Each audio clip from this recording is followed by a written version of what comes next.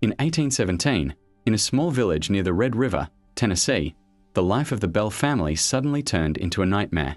What began as strange sounds at night later became one of the most famous ghost stories in America. People have been telling the story of the Bell Witch for more than 200 years. But it all started one evening. Farmer John Bell was returning home after a hard day. The sun had almost set, and there was a thick fog over the fields. Suddenly, he noticed something strange. A black figure stood on the edge of the cornfield. At first, John thought it was a dog.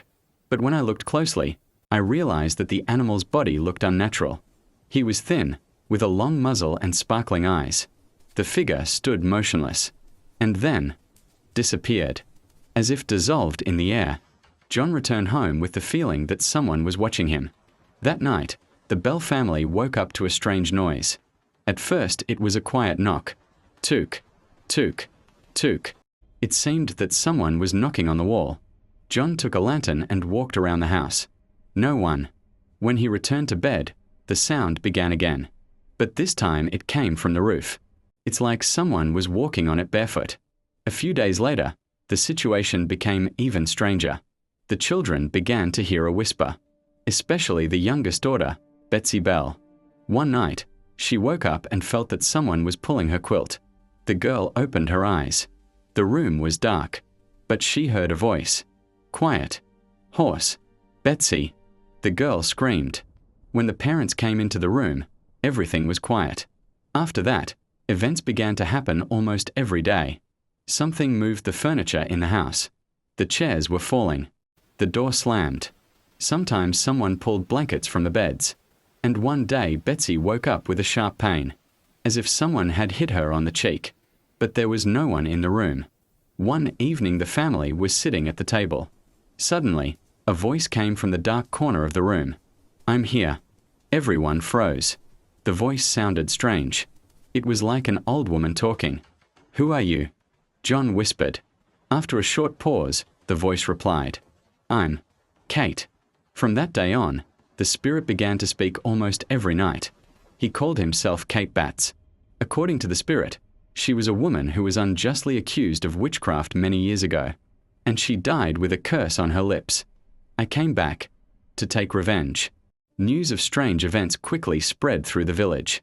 People came to Bell's house to hear the voice, and many really heard it. Sometimes he laughed. Sometimes I whispered prayers. Sometimes told things that no one could know. One day, the neighbors decided to test the spirit. One man said, "If you're real, do something." In the same second, the lamp on the table flew into the air, and it hit the wall. After that, there was an angry laugh. Over time, the spirit began to pursue John himself. The farmer often woke up from the feeling that someone was strangling him in his sleep. His health began to deteriorate rapidly. One night a voice whispered, "I won't leave until he dies." In 1820, John was found unconscious. There was a small bottle of dark liquid next to the bed. No one knew where it came from. When the family asked the spirit what it was, the voice replied, "This is my job." The next day, John Bell died. There was a loud laugh in the house. And then the voice said, "I did what I came for." After John's death, the spirit activity almost disappeared. And one day a voice said, "I'll be back in 7 years." After that, the house became quiet again. The Bell Witch legend is still alive. People who visit the old farm tell strange things.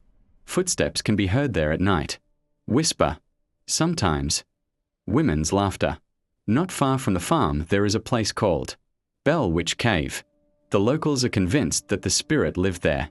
Tourists often say they experience a strange cold when they go inside. In the old diary of one of the villagers there is an entry. "We all heard her voice, and no one doubts it, it was real."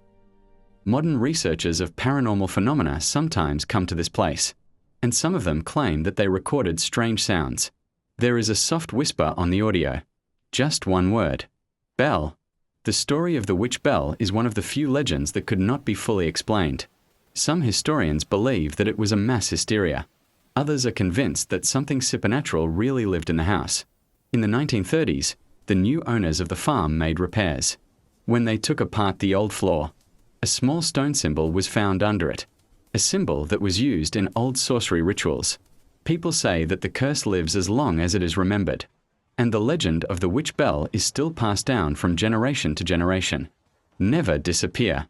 And if one night you hear a soft whisper in the dark, don't answer, because maybe it's her.